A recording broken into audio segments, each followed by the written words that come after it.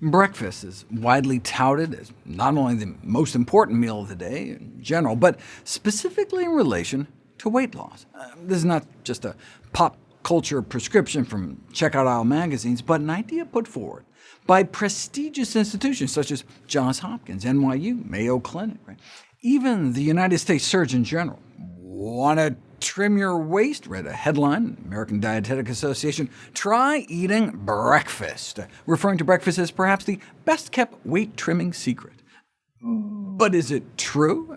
The Duke School of Medicine's health newsletter was skeptical. It's always been billed as the most important meal of the day, until now. While it's widely presumed that eating breakfast protects against obesity, the belief is held up as a poster child of biased distortion of the scientific record. No one can argue that there isn't an association between body weight and breakfast. Studies have shown that obesity and breakfast skipping tend to go together beyond a shadow of a doubt. In fact, gratuitously so. By 1998, we already had what might be considered strong evidence of an association between breakfast skipping and obesity, but researchers continued to repeat such studies to the point of ridiculousness. This meta-analysis found that by 2011, the combined p-value had reached 10 to the negative 42. OK, what does that mean? Why is that ridiculous?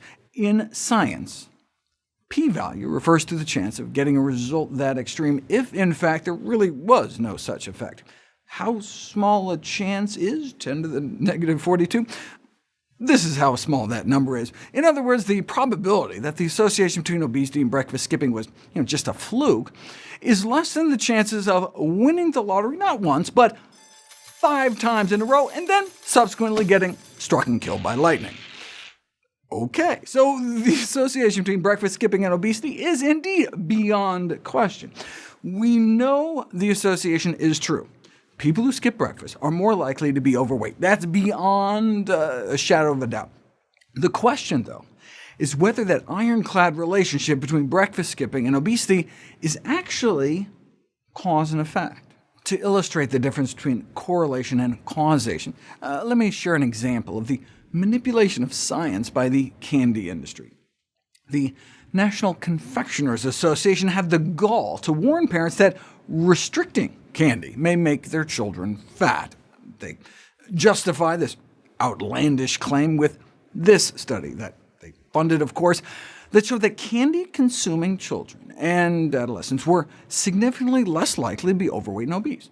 The industry-funded researchers go on to imply that this exonerates candy, but what's more likely? That cutting down on candy led to obesity, or rather that obesity led to the cutting down on candy, right? In other words, the lower candy consumption may reflect the consequences of obesity, not the cause, right? As parents of obese children try to restrict treats.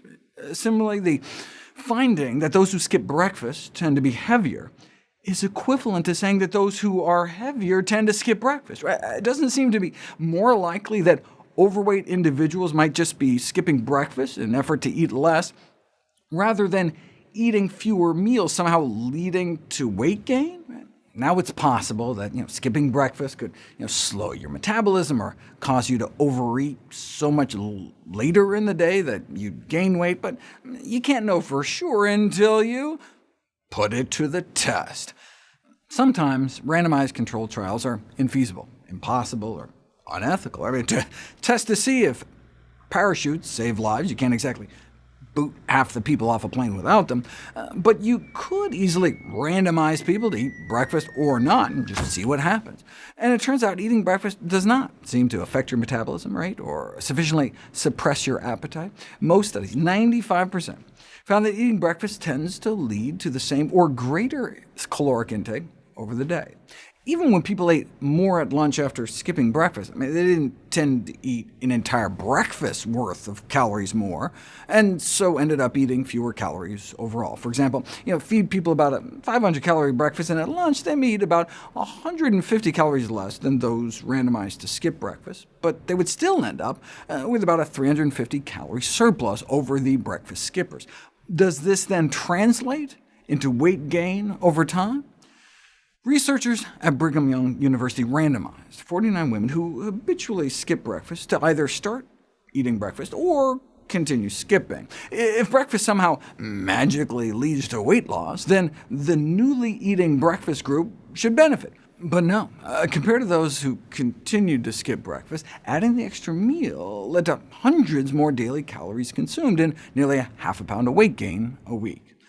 If you already eat breakfast and start skipping it, will you lose weight? We'll find out next.